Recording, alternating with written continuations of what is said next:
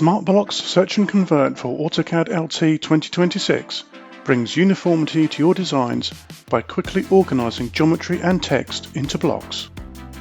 Selected geometry is searched for within the drawing canvas.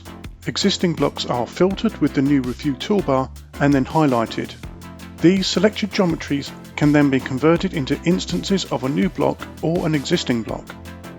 The converted blocks are automatically placed onto the previously specified layers, all to help promote content reuse and standardization across your drawings. In AutoCAD LT 2026, the Smart Blocks Search and Convert tool is now available directly from the ribbon and will now search for text.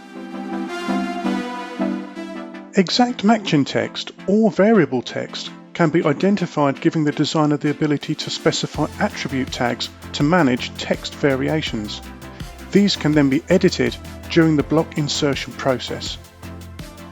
The new Smart Blocks Search and Convert enhancements enable designers to work more efficiently with blocks.